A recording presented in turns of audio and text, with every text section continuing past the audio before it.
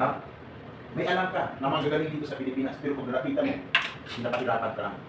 Dito, hindi ka papahirapan. Kaya kung bakit dito ka pinadala ng agency mo? Bakit? Ayaw naman nila, no? Na magka-problema kayo. Gusto lang nila na pangalagaan kayo. No? Bakit? Ibig sabihin, mahal kayo nila. No? Para pagdating sa labas ng bansa, may problema man, alam mo kung dapat gawin. So yung ATM mo, lahat pa may ATM. Sigurado kayo, yung ATM mo, may laman yan pag ng Pilipinas. Pero pag wala kang alam, pagdating sa labas ng bansa, may problema ka man, kahit anong profession mo, engineer, doctors, nurse, caregiver, kung amang trabaho, pag nagka-problema, mahihirapan ka. Mahihirapan ka, uwi ka ng Pilipinas, marami kang ATM sa wallet, pero dahil hindi ka sumahod, no? Dahil marami pang babago, hindi ka sinasawala ng employer mo, nakauwi ka ng Pilipinas, no? Pupunta ka ng isin, sa isin kasi maraming ATM machine, no? Nakahilira pa. Ang ginawa mo, kasi wala kang pera, inugot mong ATM mo, salpak dito, walang lalabas, salpak dito, salpak doon, pinakalas sa sinarpakan mo, hindi ATM machine, kung hindi washing machine. Nagbabakasakit baka. Alay mo, may naligaw, magpadala ng pera, no? Kasi, hindi nasolusyonan ang problema nung nasa labas ka ng bansa tayo. Kaya lagi ko sinasabi, pag ikaw ay OFW, dapat ihanda mo ang sarili mo. Ihanda mo ang sarili mo. Bakit? Iba ang batas dito. Iba ang batas doon. Ulitin ko. Iba ang batas sa Pilipinas. Iba ang batas doon. Alamin mo kung ano ang pinasukan mo. Kasi iniisip mo, okay ka na. Kasi paglabas mo dito mamaya may certificate ka na. Okay ka na, no? Hindi mo alam, paglabas mo dito, ilang araw pa maghintay dapat, flight mo na, aabot pa ng 1 taon, hindi ka pa rin nakaalis. No? Bakit? May problema pala. Kaya kung bakit dito ka pinakilos ng agency mo, pasalamat kayo. Kasi nandito ako. Yung agency na hindi ka pakilos dito, may ibig sabihin, takot lang yun. Bakit? Pag nakarating, ang reklamo dito, no? Akala nila kung ano sinasabi dito, natatakot. Tinulungan naman. Para hindi ko na problema yung OFW sa labas ng bansa, kasi natakot ka sa mukha ko na dito. Bakit? Ha? Batas lang. Pag-usapan natin yung isang batas na dapat mong malaman. Hindi mo alam doon. Ngayon, malalaman mo. Kasi, no? Wala ka naman doon dati sa pinakilusan mo. Ako nandito ngayon. Kaya ngayon mo malalaman. Sino isa abroad? Na, ma'am, isa abroad. Ilang taon sa labas ng bansa, ma'am? 2 years, 20 years, 15 years, 10 years, 8 years, 6 years, 6 years, ma'am. Anong trabaho mo dati ito, ma'am? Oh? Babysitter. Okay, babysitter. Magaling mag-alaga, ma'am. Nakapati ko naman. Hindi na ito. May anak ka, ma'am? Ilan? May asawa? Ilan? Isa lang din. Kayo pa rin. Ma'am. Yan ang sita sa akin example, no? Puliran ng OFW sa ibang OFWs. Bakit? May asawa, isa lang. May anak, 2, pero kayo pa rin, ma'am. Very good. Anong trabaho ng mister mo, ma'am? Chef. Chef? Lang? Saan? Nakalawa. Nandun siya? Ikaw dito nakatira? Bakit kasama? Tapos bata ko siniwan naman dito. Okay. Umayag naman. So ngayon, ikaw na lang mag-isa. Gusto mo may kasama? Okay! Lupit ko lang. Isa, mayroong tanong sa'yo. Kaya dito, paglabas mo dito, nakangiti ka pa rin. Paglabas mo, may problema ka. Pagpasok mo yun, kasi mangot ka. Paglabas mo dito, nakangiti ka na. Naglakad ka pa rin. Naglakad ka sa kalsada, nakangiti ka pa rin. Pagdating ng bahay, magtataka na si Mrs. mo, ganyan ka, mahal. Kumusta kanina, parang sobrang lungkot mo pag-alis. Ngayon, pag-uwi mo, nakangiti ka na. Parang sobrang saya mo naman. Kamusta ka? Akala niya siguro masaya-masaya ka. Hindi niya alam. No? Nalipasan ka ng gutom. Nakangiti ka, nakangiti. No? Nagtagpo yung misis. Nalipasan na pala ng gutom. Tapos kiyatay. May nantok? Wala. Wala talaga natong dito sa akin. Oh, ay nako, grabe. Kita-kita kayo sa video. Yan. Alam nyo, surfing eh. Bakit? Sunod na araw, sikat na kayo. Bakit? Nasa social media na rin. Ano, alam nyo ha? Grabe. Sorry. Anong palalantak mo naman ba? Ano? Arita ko? Iba to ba? Iba-iba. Sincere mga malapit sa akin. Okay! Ngayon ganito. Kasi sa'yo naman makulit na talaga ako. Magtatanong lang. Ex abroad. Yung totoong buhay OFW. Sa labas ng bansa. Yung totoong nangyayari. Isa na state ng gado. Nawala yung mantok. Sa labas ng bansa. Yung totoong nangyayari. Di ba sir? Hindi lang nangyayari sa'yo. May naging experience o naging karanasan kayo na maganda at hindi. Kaya tanong ko lang. Isigaw niyo mga ex abroad. Di pa rin sa mga first timers. Ex abroad. Ang sagot nyo lang, masarap lang o hindi. Ito na. Ex abroad. Masarap buhay OFW o hindi. Narinig nyo? First time nyo. Sabi ng mga ex abroad, hindi. Sabi ng mga first timers yun. Kumikit eh. Bakit hindi? Eh bakit sila babalik? Kasi, sanay ng mga yan. Pag ikaw ay sanay sa isang bagay, kahit inaayawan ka na, alam mo na, inaayawan ka na, pero dahil gusto mo at medyo masaya ka, hindi mo ba balik-balikan? No? Babalikan mo, kahit ang galing ka na, nagkipaglaban ka pa. Bakit? Ano ang violation ko? Bakit ayawan niyo ako? Di ba? Yung mga karanasan mo na inaayawan ka, pero ayaw mo pa rin, ha? Ayaw mo pa rin gumiting, ha? Nanasan mo na, hindi pa naman. Ano ba yung talaga? Ganti na yung sarap ko sa'yo. Okay! Ngayon! Inaayawan na, pero gusto, ayaw pa rin bumitiw. Bakit? Doon ka na bubuhay. Kaya mga ex-abroad, babalik pa rin. Kahit sabi nila, hindi masarap, pero babalik pa rin sila. Bakit? Sa Pilipinas ba? Yung ibigay sa'yo nung sa labas ka ng bansa, kaya ibigay dito sa Pilipinas sa trabaho mo. Kaya hindi. Bakit? Maganda lang, daming trabaho dito. Maraming trabaho dito ngayon, wala. Mayroon, wala. Wala. Kaya ngayon, aalis kayo kasi wala kayong trabaho.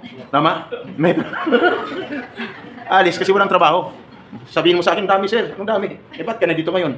No? Masarap ang sahod. O ba't na dito ka ngayon? Bakit marami nag-resign sa work? Mga teachers, engineers, no? Nurses, doctors, nag-resign. Bakit? Wala. Hindi sila satisfied sa mga sahod na natanggap nila sa Pilipinas. Kaya sila alis ng Pilipinas. Yung kaalaman nila, doon na lang ginagamit pagdating sa labas ng bansa. Yun ang tinatawag na brain drain. No? Lahat ng kaalaman mo, hindi mo ginamit sa Pilipinas. Bakit? Gamitin mo dito ulit dito ng sahod. No? Pupurma ka ng purma, ang ganda ng purma ko, pero magpag-uwi mo, naglalakad ka. Kasi walang pamasahe pa, uwi. Kulang ng sahod. Tama? Kaya ngayon, nandito ka doon. Mag-upload na lang. Pero dapat ngayon, sa administrasyon ng PBM, dapat masaya tayo lahat kasi maraming pera ang presidente natin. Masaya ba kayo? Ha? Masaya ba kayo? Ha? Hindi kayo masaya? Yung bait ang presidente natin, ayaw ng gulo. Ayaw ng gulo. O halimbawa lang, magtatanong lang. Dalawa ay ang naglalaban-laban. Puro magagaling. No? Magagaling. Puro matatapang. Alyansa, at saka, PDP laban. O, kung sakali, nasa labas kayo ng bansa, bubuto kayo. Kung hindi man kayo bubuto, sino ang pipiliin mo? Una, itatanong ko, umikit ka ng mata pag tinaas mo ang kamay mo. Sa PDP, President Duterte, mga Duterte yan ang namumuno. Sa bagong alyansa, Marcos. Oh. Sino pabor? Sa alyansa, taas yung mga kamay. Taas. Wala na. Yung seryosohan ha? Seryoso, yung totoo, naramdaman mo. Alyansa. Wala talaga? Oh. Alyansa, sir? Sige, sir, taas ng kamay. Okay, thank you. PDP, laban, taas yung mga kamay. Tama yung sinasabi ko, sir. Wala na talaga. Ikaw nung mag-isa. Pero yan ang naramdaman mo, pareho tayo. Yan ang gusto nila eh. Wala tayong magagawa, sir. Kaya sumunod ka na. Malungkot si attorney. Sir, katrabaho mo, sir, attorney. Okay. Hindi ka naman buhay ngayon. So, tapos na tayo doon. Ayahan nyo lang, basta pagdating ng eleksyon, pag-isipan nyo lang maigi ha. Kung anong nangyayari, anong dapat gawin, at sino dapat iloklok. So, wala pa nakaupo. Okay. Ngayon ganito, importante yung malaga. No? Nandito kayo, ngayon mag-a-abroad na. No? Huwag nyo nang isipin yung mga ano sa labas ngayon. Ako hindi ko nang-isipin. Mas maganda kasi yung hindi ka makialam sa buhay ng mga politiko. Mas maganda, trabaho na, no? Pero tama ba, sir? Trabaho na tayong dalawa, sir. Kamukha din si sir naman na yung may-ari ng pugo. Okay! Ngayon, hindi ako nawala sa topic. Binubuksan ko lang yung mind nyo. Bakit? Ayaw ko. Habang nakaupo ka dyan, tango ka ng tango, pero ang nilalaman ng isipan mo, yes sir, yes sir. Anong oras mo ba talagang pakawalan dito? Kasi nagmamadaling umuwi. Tama? Importante, paglabas ko dito at paglabas mo may natutunan ka. Bakit? Mahalaga yung mga bagay na sasabihin ko sa iyo. Mahalaga po yun. Walang pidos. Ibang pidos na kapagsabi nito. Ako lang. Kaya kung example kasi, saan na natin ang pidos? Pidos. Pag sabing dito rin, dito. Dito rin. Okay. Dito rin. Pero kung magpilos ka, nakita mo ako nun. Hindi mo na matandaan. Pero hindi mo talaga natandaan mukha ko. Malamang hindi mo talaga matandaan at hindi mo talaga ako nakikita doon kasi wala naman talaga ako doon, no? Okay. Ngayon! Ganito, Mr. Sam, ano bang batas na dapat malaman namin ngayon? Okay. Lahat ba? Kamusta ang excitement? Nasa 100%? 100% ang excitement. After mo isang rin, normal lang, dapat 100% ang excitement mo. Kaya kasi pagdating sa part ko, no? May tendency yung 100% na excitement mo, mababawasan yan. Bakit? Doon, narinig mo kay Ma'am Sandra din, lahat ng encouragement para sa mga OFWs. Pagdating sa part ko, halos lahat ng marinig mo sa akin, discouragement. Bakit? Madi-discourage ka. Kaya papasok sa isipan mo, paalis na lang kami. Puro ka discouragement. No? Kaya may tendency, no? After mo mag-talk, kasi bawat may narinig ka sa akin at may nangyari sa'yo, magbawas ako ng 20%. So 100% mo na excitement. Bawat may nangyari sa'yo, 5 times lang naman yun eh. 5 times 20. Ilan? Magkano? 100. Kaya pag 5 beses ako magbawas sa'yo sa nangyari sa'yo, may ibig sabihin, ubos na nga ang excitement mo. Kaya tatanungin kita agad mamaya kung tuloy ka pa ba o hindi na. Kasi bakit? Sa buhay OFW, hindi lang yung magaling, hindi lang yung magaling ha, masipag, kailangan patibayan loob, tapang, at dapat paraban. Tama? Kasi katulad ng sinabi ko rin, hindi ko madali ang pagiging buhay OFW pagdating sa labas-basan. Hindi masarap buhay OFW pagdating sa labas-basan. Kaya ngayon, umpisahan ko nang magtanong at dapat maging handa ka. Kasi kadalasan talaga, pag umaatin ng pilos, akala okay na. Okay na. Kasi hindi pa naman ako nakapasok. Ngayon, ako nang nandito, malalaman mo na kung anong pinasukan mo at dapat ihanda mo ang sarili mo. No? At para alam mo. Ngayon, magtatanong ako. Sino ang nakapag-sign na nagkontrata? Taas yung mga kamay. Nakapag-sign na nagkontrata. Taas yung mga kamay. 5. Sino ang hindi pa nakapag-sign ng kontrata? Taas yung mga kamay. 6. 5 times 6 equals 30. Ang tao ngayon 30. Hindi ako nagbibilang. In-estimate ko lang, pero mas marami talaga ang hindi nakapag-sign ng kontrata. Mayroon pang hindi tumaas yung mga kamay. No? Ngayon, Mr. Sam, bakit ka nagtatanong? Gusto ko lang malaman. Dahil alam ko na, nais ko lamang ipaalam sa inyo na ayon sa batas, dapat ang isang OFW bagong pilos dapat siya nakapag-sign ng kontrata. Guys, dapat nakapag-sign ka na ng kontrata bago mag-pilos. Sabi na iba. Ha? Bakit kami wala? Hindi nakita ko iba dyan. Minsan sinisiko pang katabi. Ikaw nakapag-sign. Wala, bakit? Ikaw lang bang nakapag-sign? Kung wala din naman Kaya kung nangyari sa'yo, may ibig sabihin, bawas ng 100% na excitement mo, bawas ng 20%. Ang natira is 80% ng excitement mo. At dapat, sisiguraduhin paglabas mo dito, after mo pagpidos, siguraduhin makaalis ka na. Bakit? Hindi ka na nakapagpidos. Ang iba dyan kasi, no? Ang sabi kasi ng batas, dapat ang isang OFW, bakit kailangan makaalis after magpidos? Kasi, nasa batas, 60 to 90 days prior, mula nag-apply ang isang OFW at nabisahan, dapat na-i-deploy na siya. Ibig sabihin, 2 buwan hanggang 3 buwan, mula nag-apply ka na bisahan, dapat na-i-deploy ka na. Wala ka na sa Pilipinas, nasa labas na ng bansa ngayon, at dapat wala ka na ngayon dyan sa iyong inuupuan. Sabi ni ba, kami nga, 5 months na, nandito pa rin. Problema hindi. Problema. Kung nangyari sa'yo, another 20%, ang mababawas doon sa 80% na excitement mo, ang natira 60%. Tama? At dapat! Bakit ka kailangan makalis? Kasi hindi ka nakapag-sign ng kontrata, hindi ka nakapag-pilos, no? Ang iba, nakapagbayad ng placement fee. Ang tanong, pag nagbayad ka ng placement fee, ang salary mo is 20,000. Sige nga, 20,000. Magkano dapat? Dapat ang maging placement fee mo. Dapat equivalent of 1 month salary. Sabi nila, ha? 1 month salary. Dapat 1 month salary talaga. Huwag sobrang sumubra doon sa placement, huwag lumampas doon sa magiging sahod mo sa loob ng isang buwan. Sabi niya ba? Oo nga. Sa atin, sobrang laki, no? Malaki talaga sa'yo, no? Na binayad. Kaya kung nangyari sa'yo, another 20%, ang ibabawas ko sa 60%, ang natira is 40%. At dapat, pag nagbayad sa lugar, sa LB, sa Chowking, sa Macro, Max, Mall, Hotel, o Restaurant, wala sa namagin kung lugar, dapat sa loob ng 8 chips. Sabi ni Iba doon, tayo, hindi tayo nagbayad. Sabi ng isa, at least pinamigita tayo. Hindi niya pira yun. Pira ko yun. Bait ni ma'am, pinamigita tayo. Kung ano, pira mo yun. Ang iba sumisigaw dito, Sir, bakit ma'am? Sir, kami, nagbayad sa GCash. Sabi ko, sa GCash, sabi ko, patay ka, bata ka. Dapat sa loob ng agency! Okay? Doon ka magbayad. Ayaw ko magbayad kung saan-saan. Bakit?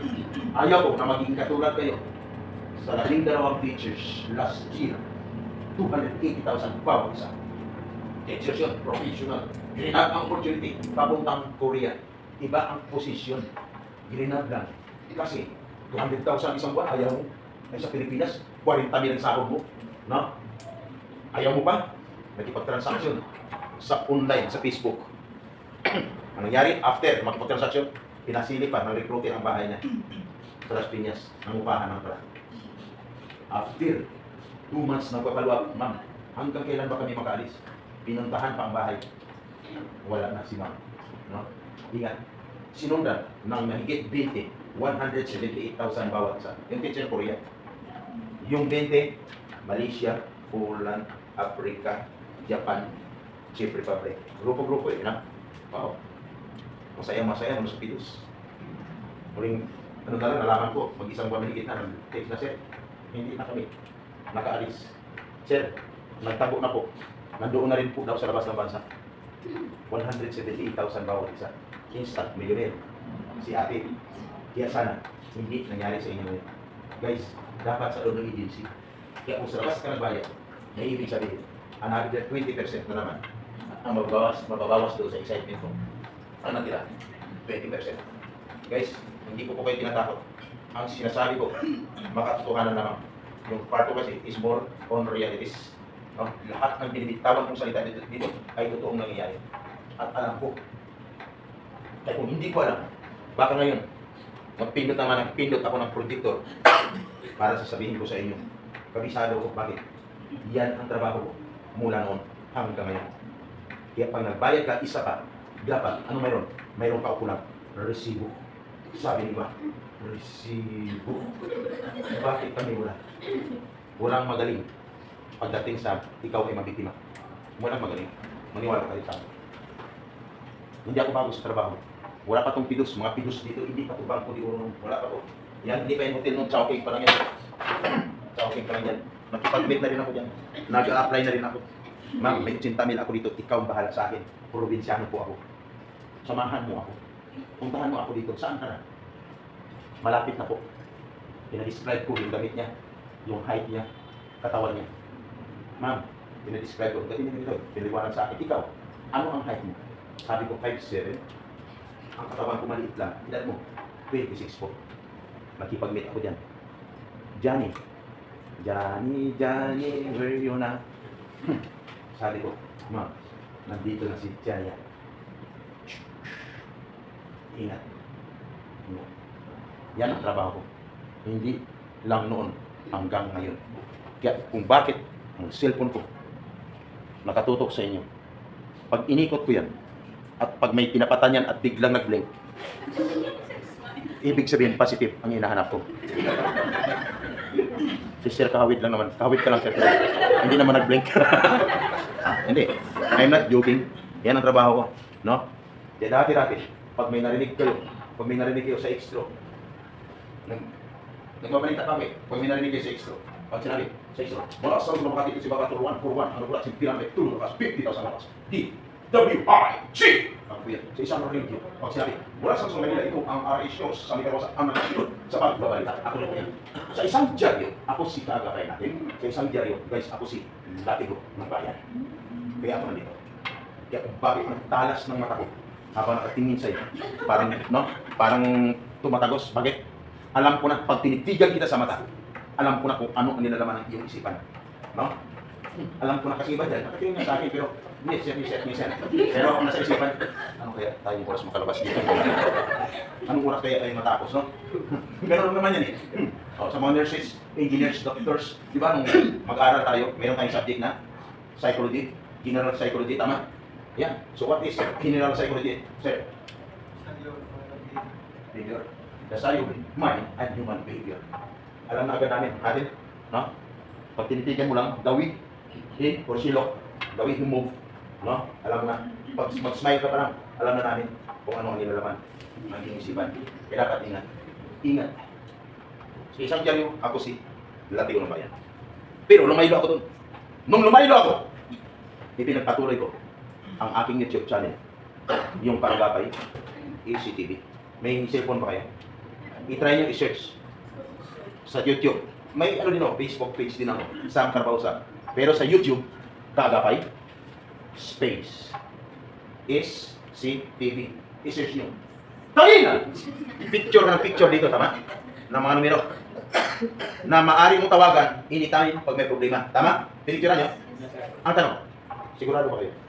Sa lahat ng mga numero na pinicturean nyo, may sasagot sa inyo? Wala. Yan, sa channel na yan, pag nag-chat ka, pasok ka doon. Check mo. Kung may dita ka.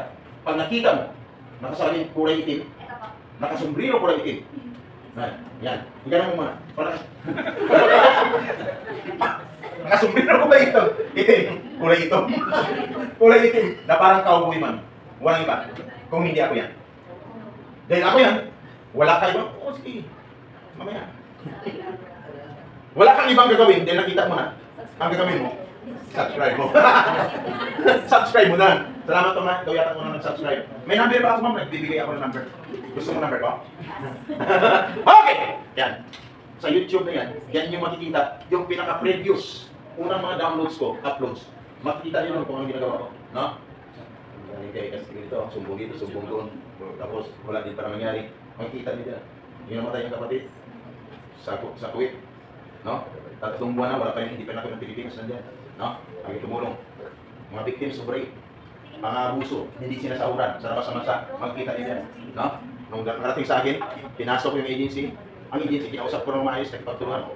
Umuwi ng pamilya, may dalang pera sa pamilya. Ayos ba? Kaya ako nandito. May number pa ako. Ang number ko? 0948-739-70, 0967-135-480. Yung number ko na ibigay sa inyo, ma'am, yes, nandyan. Pwede yung tawagan yan just in case of emergency. Pero bago mo gawin yan, pag may problema sa labas ng bansa, unang gawin mo, kung dito ka sa Pilipinas, katulad na victim ka na, yung mga nabanggit ko kanina. So, may magtanong dyan, Mr. Sam, paano pala kung nangyari sa amin, hindi pa nagpag-sign ng kontrata,